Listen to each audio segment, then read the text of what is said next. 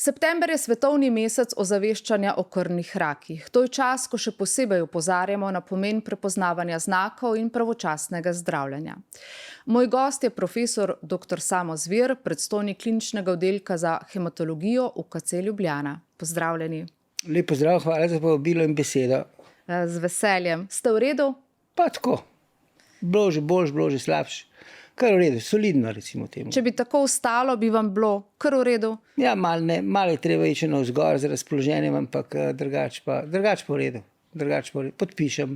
Naj tako ostane. Podpišem. Kaj pomeni izraz krvni rak? Katere bolezni spadajo pod ta izraz? Ja, večinoma ljudje razumejo to kot levkemije, kot take kronične, akutne, čeprav to so hruške in jabolke.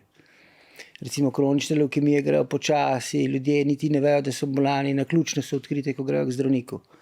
Akutne levkemije zboliš, imaš anamnezo, se pravi, se slabo počutiš 10 ali pa teden dni prej, ali pa 10 dni prej, tako da to so hruške in jabolke. Ampak ljudje jemljajo kot pojem levkemije, da je to vse eno in isto, pa ni. Imamo recimo 100 tipov levkemije v prispodobi, rečemo, ki jih znamo zdaj opredeliti z določenimi metodami diagnostičnimi v nulo. In vsako zdravimo na poseben način. In naše je, da jo opredelimo, kar danes znamo za našimi laboratoriji, in potem ciljeno zdravimo, glih prav, ne preveč in ne premalo, glih toliko, kot rabiš. Ker preveč zdravljenja ni fajn. Imaš več neželenih sopojavov, sekundarne rakave bolezni, se pravi rakave bolezni, ki so posledica zdravljenja nekega raka odprej in tako naprej. No, potem pa je tukaj še cela gora drugih bolezni, krvnih, recimo mielodisplastični sindrom. Po domače povedano za prevesti, motnje v delovanju kostnega možga, ki poteka z nekaterimi posebnimi spremembami in nizkimi citarnimi vrednosti levkocitov, slabokrvnostjo trombocitov. To je najpogostejša bolezen krvna nasploh v starostnikih. In če bili starimi 200 let, bi imeli vsi mielodisplastični sindrom, recimo, Potem slabokrvnost, dostikrat niti ne vemo, slabokrvnost kot taka, naj še to povem, ko si enkrat starejši, vsem nam je jasno, dobiš gube, tukaj okrog oči, zobeti izpadajo, ko imaš parodontozo, in isto se dogaja v kostnem možgu, dobiš gube v kostnem možgu, narekovajo, se pravi, stroma kostnega možga, se pravi, mikrookolje za krvne celice ni več tako ugodno, kot je bilo na začetku v mladostnem obdobju, ko si mlad, ampak so razmere za zorenje kostnih celic v kostnem možgu slabše in tako naprej. Tako da en kup je tak, in tudi to je neke vrste krvni rak, tako da predvsem pa levkemije, kronične levkemije, diseminirani plazmocitoma, Koliko ljudi v Sloveniji zboli za krvnim rakom? Zdaj, da bi se štel, zelo zanimivo vprašanje, to se nisem prav vprašal, ampak recimo najpogostejše so diseminirani, da se razumemo, vse krvne bolezni so v bistvu redke bolezni. So redke bolezni, ampak če pa se štejemo, jih je pa recimo diseminirani plazmocitom, mislim, da je 9. po vrsti rakavih bolezni nasploh po teh razpredelnicah. In najpogostejši krvni rak, mislim, da ima incidenca v Sloveniji 60 do 70 na milijon. Se pravi, kar nekaj. Ampak, če pogledamo pa tako 60-70 na milijon pomeni v Sloveniji zboli koliko? 130-140 ljudi letno, ki je živelo pred 30 leti, ko sem začel delati 32, 2 leti v povprečju, danes je povprečno preživetje 8 let. To pa je nekaj. Se pravi, na ta način omogočaš lahko, da nekdo umre, če je to uspeh, ne zaradi krvnega raka, ampak zaradi enega drugega procesa, bolezni srca. Seveda karikiram, to ni uspeh, ampak omogočimo neredko, da ljudje umrejo na en drug način, tako kot si predstavljamo, da je prav ali pa da se zgodi kot to. Ja. Kateri so znaki, ki nas morajo napotiti k zdravniku in bi sodili v te simptome, ki kažejo, da gre lahko za krvnega raka? Nepojasnjeno hujšanje, na to opozorimo. Dostikrat pride nekdo pa reče nepojasnjeno, brez da bi hotel, sem zgubil, včeraj me kliče recimo en tak prikaz primera, od včeraj en kolega pa pravi, od moje žene teta, malo pa na področju za nujno za hematologa, je pa shujšala 24 kil v zadnjih 2 mesecih. Nehote, recimo ta je sigurno bolan, ima neko rakavo bolezen, vprašanje je samo kje. Zraven pa še normocitno anemijo, kot temu pravimo, se pravi slabokrven. In normocitna anemija pomeni, da so da so eritrociti normalno veliki. In ta je takšna, da gre lahko v vse smeri. Tako normocitno anemijo imaš lahko pri krvavitvah, pa je v ozadju rak v črevesju, prebavni cevi imamo 6 metrov, recimo, ne. Iznotraj teh 6 metrov imaš lahko nek polip, ki je rakavo spremenjen, pa puščaš kri. Lahko je posledica recimo nekih drugih rakavih procesov, recimo raka pljuč, ki se s svojimi mehanizmi povzroča zavira zorenje novih tehle krvnih celic v kostnem možgu. Lahko gre za krvni rak kot tak in za mieloftizo, se pravi, po doma, kaj je mieloftiza? Da krvni rak v kostnem možgu izriva za svojo proliferacijo normalne, zdrave krvne celice in tako naprej. Skratka, tukaj imamo izjemno široko diferencialno diagnostično paleto in je izziv za tistega, ki to dela, da pride temu do konca. Imamo pa diagnostične metode tudi vse boljše, tako da je treba tudi nekje najti potem ravnotežje, da vsakega diagnosticiramo ravno prav, ne da delamo tisto, kar znamo. Ker kaj se dogaja pri zdravniku, ne? Vsak naredi tisto, kar zna, pa na čemu lahko služi. Neredko. Posebej, če je nek koncesionar ali pa če je nek, recimo, zasebnik. Pa narediš preiskavo, ki jo mogoče niti ne rabiš, ker jo lahko narediš in zaračunaš. Tukaj imamo mi bias lahko, ne? Sigurno. Izvajalci. Rekla sva torej, nenadna izguba prekomer teže, ne da bi hotel človek. Nočna potenja, kar pomeni, da recimo se potiš, zbudiš 2-3 po noči in je pižama zaužet. Ne ono, ki si malo, ki je vroče, pa bilo poleti, ne, nočna potenja bomo imeli verjetno vsako poletje, dokler bo še svet obstajal. In kakor kaže, ne bo več tudi dolgo obstajal, mogoče zaradi ljudi, ki nas obdajajo, ne, raznih, da ne rečem, kakšnih imen, kar mi vedno rad rečem, ampak pustimo to, bo še kdo kriv. Ampak hočem reči, da ne, mogoče bomo imeli srečo, narekovajo, pa se ne bomo več dolgo potili, ker bomo se spremenili v nek pepel zaradi enih ljudi, ki se zdaj bavijo tam naokrog. Ampak če pogledamo tudi recimo te klime, te klimatske razmere, ki prihajajo, pa se to ni več normalno, ne? To ni več normalno. Nočna potenja, no, se pravi, brez pravega razloga in pa nepojasnjene telesne temperature. Ker treba vedeti, ne, rakave celice recimo izločajo neredko tudi kakšne same po sebi neko avtonomno izločanje nečesa, nekih interleukinov, ki povzročajo, da ima človek lahko vročino. Imamo dober prijatelj, je imel inzulinom, smo odkrili po 5 letih težav, inzulinom, se pravi, imel rakavo tkivo, v ozadju je bil rak jeter, ki je izločal inzulin, ki je izločal inzulin. In smo odkrili, da je imel hipoglikemije non-stop, je imel nizke sladkorje. In potem 5 tednov pri nas čakal, da je operiran bil, šel tudi kar so bili dopusti malo, pa tako naprej. Kar je recimo sigurno en tak podatek, ki ni fajn, glede na IPP.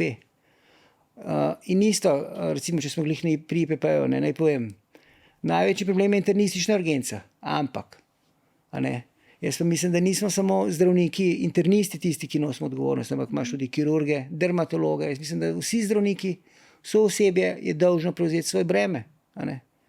In če je nekje tudi ena kirurška postelja recimo zasedena 5 tednov za nekoga, ki čaka operativni poseg, bi lahko na tej postelji v teh 5 tednih obrnili recimo 5 internističnih bolnikov s srčnim popuščanjem, pa bi jih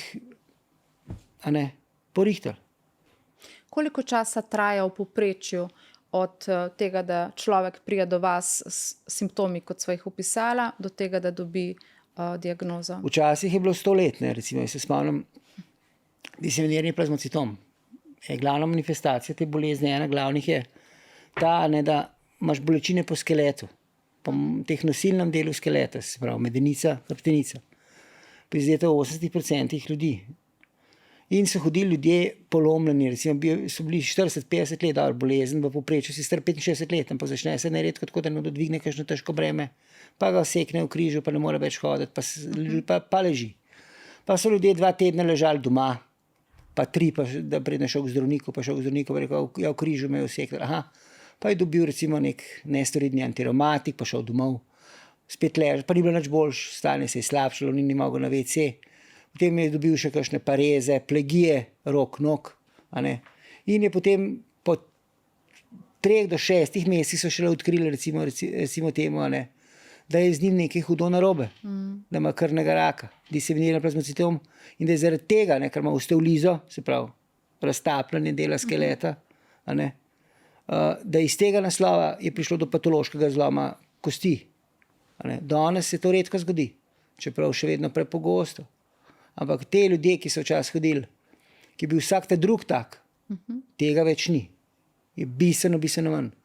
Kar pomeni, in tle je ogromno enega izobraževalnega dela z naše strani, tudi se strani društev bolnikov, ki so neumorni, pomagajo, delajo, sodelujejo, širijo to.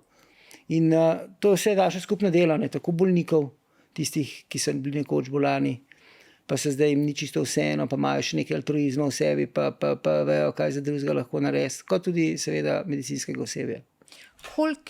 Koliko pacientom lahko pomagate? Vsakmu lahko pomagamo. Samo pomoč je zelo relativna. Pomagaš lahko tudi nekomu umreti, dostojno umreti. Nekdo, ki je terminalen bolnik, star 90 let. Treba imeti en občutek, koga zdraviti, kaj boš nekomu naredil, kaj nekomu ponuditi. Si jo moja mama, je umrla pred kratkim, stara 91 let. In je bila dementna. Dementen človek ne razume. Če mu ti daš zraven postelje doma, bila je doma, je šla voda, blato. Ona ni vedela povedati, da jo tiši na vodo, na blato. Postala malo nemirna, pa je šlo. Pa je bilo v redu. V začetku je bilo neroden, potem pa še tone. Če si dal njej hojco pred poslo, ona ni prijela hojce, če je ostala. Lahko si povedal 1000krat na dan, če ostaneš, vzami hojco. Ne, je šla vedno 3 korake naredila, pa padla, pa imela očalnih hematom, pa zlom lobanske baze, ali pa si zlomila kolk. Na srečo se to ni zgodilo, ampak lahko bi se. Tak človek rab 24/7 nadzor, ki ga ne moreš nuditi. Tako da, dostikrat je tazga človeka, mu je treba, jaz mislim, zagotoviti 2 stvari. Prvič, da ga ne boli. Preprečiti zlome. Zakaj bi se ona zlomila še kolk po nepotrebnem? Potem bi pa res bila trpela. Pa, da ni žejen. Hrana, jedenje, rekreacija, fizioterapija, brez veze. Pustimo ga, da se dostojno poslovi. Tudi to je pomoč. In tega ne razume marsikdo. Da ne govorim o svojcih, ki tega dostikrat ne razumejo. A kamoli zdravniki, ki mislijo, da bojo naredili lahko iz nekih starejših ljudi ne vem kaj. Ne bojo. Pa še nekaj naj povem, Dostikrat je recimo pri nas starostnik. Koliko si star? Kdaj si star? V prispodobi, tako kot rečeš, kdo je pijanec, kdo veliko pije, tisti, ki pije več kot njegov zdravnik. Po tej analogiji, seveda, tudi če si starejši od tvojega zdravnika, si star. Tako nas za prispodobo, ampak hočem reči, 75 let si že nekje starejši človek. Imaš težave, ki pa se ne vidijo. Ker večina 75-letnikov so super, krasni, izgledajo lepi, delajo za svoje telo, nabilni pazijo, kaj jejo in tako naprej. Ampak ne moreš pa ubežati svoje usodi. In isto kot se ti stara, ko sem prej govoril, ko imaš gube na obrazu, isto imaš tudi gube v srcu. Mislim gube, ki se kažejo kot srčno popuščanje. Isto pljučni mešiček, ki jih je recimo temu 3 milijone v enem pljučnem krilu, pa staranjem priješ enkrat na mesec do 3 milijone na 1,5 milijona, če si kadil pa še več, pa se to ne vidi. Ko pa dobiš okužbo, sepso, grejo pa organi vsi do maksimuma, ne šponaš. To je tako, da bi avto naturiral, dal gas pa brenza, bi tudi takoj gume uničeš, hočem reči. In jaz pravim, 70-75-letnik ali pa 80-letnik, še bolj, ki si tam, kle se vsako leto pozna. Ko imaš enkrat sepso, si v redu do prve septične epizode, potem se pa sesuješ kot hiša iz kart. In to vem jaz, ker sem starejši zdaj, lahko rečemo, ker sem od leta 93. Delam se, prav 32 let bom imel letos, dela. Ampak eni mlajši zdravniki pa tega ne vedo. In pa imamo skozi neke take dispute, pa recimo temu ne prepire, ampak strokovna pojasnjevanja in gor in dol. ali je ta za to zdravljenje, ali je ta za ono zdravljenje. In dajmo se vprašati, kljub temu, da imamo analizo lastnih rezultatov, a nismo dostakrat preveč agresivni, a ne zdravimo zaradi sebe, pa zaradi svojcev. Ja, so bili svojci sitni, v redu. Pa se bomo pogovorimo se z njimi lahko vsak dan, mogoče pa kapeljno. Dostakrat zdravimo zaradi svojcev, zaradi sebe. Ja, pa dajmo ga, bomo videli, mogoče pa bo. Še verjetneje pa ne bo. Pa bomo delali človeku muke namesto dobrega. Mi je zelo žal za vašo mamo, za Hvala. izgubo mame. Imava zelo podobno izkušnjo. Tudi moja mami je bila zelo hudo bolna in je tudi v velikih mukah umrla in takrat človek vidi, kako je. No, moja ni bolel. Naj povem še to, da več ali manj to zaskrbel zanjo samo jaz, ne. Ker potem ostaneš dostikrat bolj tako nekje si sam, ne. In sem zlorabil sistem zdravstven, pa mi ni nerodno zaradi tega, ker jaz mislim, da sem si to lahko privoščil po vseh teh letih dela. Pa ne samo, ker si to privoščil, bi si samo jaz, ampak ker ima to možnost vsak na našem oddelku. Sem jo vzel in nisem mogel več rihtati. Nisem vzel vse po bolnico. In so naše sestre top nego naredile. Brez ene, kad dojenčka imela kožo. Lepo ste poskrbeli za njo. Da ste imeli to možnost in da ste bili tam ob njej. To je veliko, veliko vredno. Ja, ampak so to veliko že vedno, veste, zloraba. Razumem. Ampak sem ponosen nase, da sem takrat se odločil, kot sem se odločil in še enkrat sem hvaležen našim sestram, negovalnemu osebju, ki nam ga res manjka. Ne? Mi delamo brez tretjine sester. Pa pejte doma delati, ne. Brez tretjine, ne vem. Res je. Ne moreš. Ampak hočeš, ni je bolelo. Hvala Bogu. Preminila je res kot gospa. Ja. Ja. To so hude stvari. Velike stvari, ja. Ja, jaz sem imela tudi možnost, da so mamo vzeli na negovalni oddelek na lokalne bolnišnice in so nam tudi pustili, da smo potem ob njej bili. Tudi po noči smo prihajali, ampak jaz sem bila osupla, ko sem videla, ker razumem napredek zahodne medicine, razumem, kaj vse medicina zmore, da lahko človek v današnjem času tako zelo trpi. In to je nekaj, kar imam vedno pred očmi, tega nikoli ne bom pozabila, kako sem bila nemočna. Brezbrižni smo do bolečine drugih. Ja. Jaz tem pravim, neznosna lahkotnost odločanja o usodi nekoga drugega. To ste dobro rekli, točno tako je. A če parafraziram Mirana Kundera, neznosna lahkotnost bivanja, ne?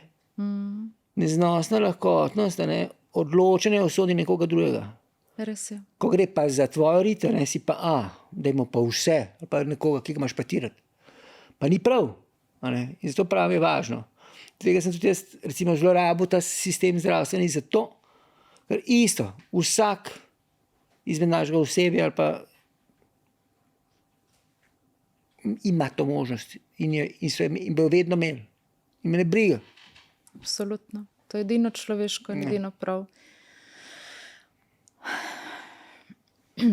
Če govorimo o zdravljenju bolnikov, ki imajo krvnega raka, koliko bolje jim lahko danes pomagate, koliko jih lahko zdravite, če naprimer govoriva o najranljivejši skupini, če govoriva naprimer o mladostnikih, pa govoriva o starejših. Kako so se stvari spremenile? To je neprimerljivo. Sem prej rekel, recimo, diseminirani plazmocitom je bil takrat recimo leta, mislim, da 1950, tam nekje, ali pa ne, 60, koliko je to nazaj, 60 let nazaj, ne, je prišlo zdravilo Melphalan, to je citostatik, v obliki tablet, ki je imel učinkovitost pri nekaj 40% ljudi kot monoterapija, kar je bilo ogromno. Danes imamo poleg tega alkerana, citostatika, vsaj 100, ali pa ne 100 preveč mogoče, vsaj 40 povsem različnih zdravil z prijemališči, na drugih učinkovinah in tako naprej. Še vedno je to zaenkrat neozdravljiva bolezen, oziroma morda je celo ozdravljiva, pa še ne vemo, ker zelo počasi dobimo rezultate, ker ljudje živijo vse dlje. Ne. Ampak imamo pa probleme na drugem. Ali bomo to kot družba finančno vzdržali? Po moje ne. Po moje ne. In dajmo, odgovornost je pa na nas. Ker zavarovalnica nas gleda že tako po strani, non-stop imamo kontrole.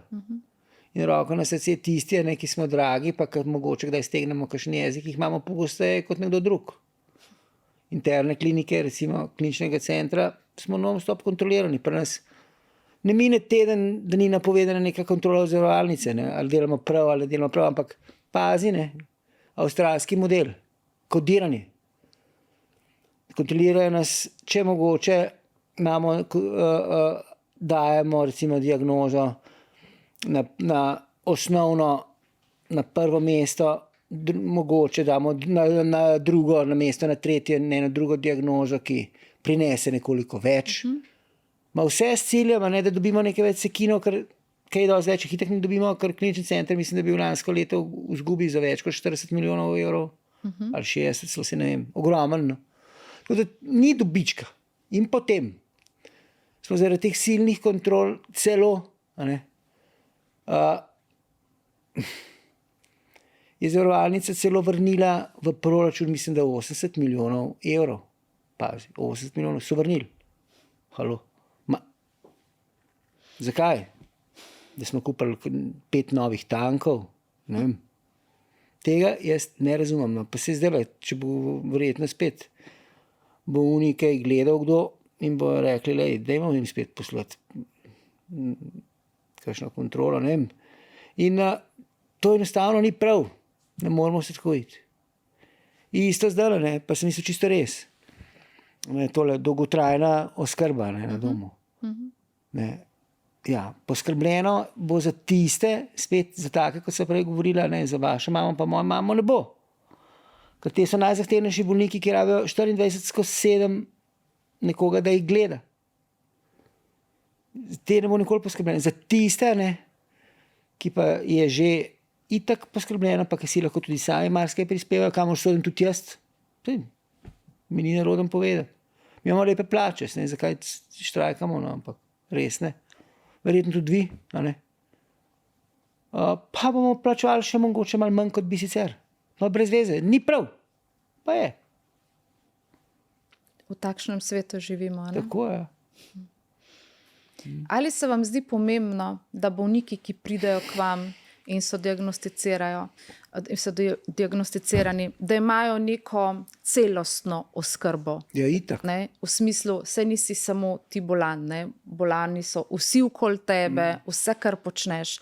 Kaj lahko danes bolnik, ki ima krvnega raka, na kaj lahko računa? Kot prvo mora računati, mora biti glih prav bolan. Še enkrat vem, nekdo, ki ima neko kronično bolezen, ne bo zlepa, pa ne bo kaj dosti jamral, navajen, ne bo zlepa šel k zdravniku. No, ta bo lahko trpel doma dolg časa, preden bo šel k zdravniku. Nekdo, ki ima miokardni infarkt, bo šel takoj, bo oskrbljen top. Nekdo, ki ima pa neurejeni krvni tlak, ki se bo manifestiral čez leto ali pa 2 z ledvičnim odpovedovanjem, z slepoto in tako naprej, srčnim popuščanjem. No, ta bo pa verjetno po domače povedano na J, in se bo hodil od Poncija do Pilata in bo 100 let iskal pomoč, skupaj s svojci. Danes imamo poleg zdravnika, ki mora to spoznati in resno, recimo prej smo govorili o skeletnih bolečinah, je v redu. Ampak če imaš ti mladega človeka, 40 let, ki ga nima kaj boleti, tako da obleži doma v postelji 3 tedne, ja, pismo. Dej pomisli, kaj pa če ima neko patološko frakturo zaradi nekega raka. Ni tako neredko, pa ne samo našega, tudi drugih, solidnih karcinomov. Dojka, pljuča, želodec, ščitnica, pa še en, ki sem ga zdaj pozabil, želodec, gre v kosti, zelo radi. Pa jih je že 5, da so zelo pogoste rakave bolezni, pa naš plazmocitom, recimo. To. Potem, moraš pa dobiti, zelo pomembno je, da bolnik, ko pride, ko zboli, da vidi koga, ki je imel isto bolezen, pa mu pride v bolnico povedati, jaz sem bil bolan pred 7 leti, zdaj sem v redu. Bolezen še v remisiji, mogoče tako ostane, grem naprej. Ti pomeni več kot karkoli drugega. Pa upora svojcev. Ne? Rakave bolezni niso nalezljive. Doskrat najdemo še kakšne, ki tudi to mislijo. Ne? Ja, tako je. Ljudje se nelagodno počutijo, ker vidijo sebe doskrat, pa projicirajo svojo usodo v te ljudi. In tako naprej. Vse to dobiš. Dobiš pa tudi top zdravljenja. Ne? In ki pa stane neredko, tudi po recimo akutne levkemije. Imamo za nekatere izmed njih lahko določimo neke točkovne mutacije na ravni gena. In imamo tudi zdravila, ki seveda blokirajo na ravni gena. Super, krasno. Tableto in si krasen. Recimo tak primer je ta glivek, od začetka iz 2001, kronična amiloična levkemija. Danes imamo še številne druge. Ampak terapija je pa neredko 15 do 20 ur na mesec. Zdaj si pa vi seštejte. Ne? To so levkemije starejših ljudi. Levkemije so bolezni starejših ljudi, starih ljudi.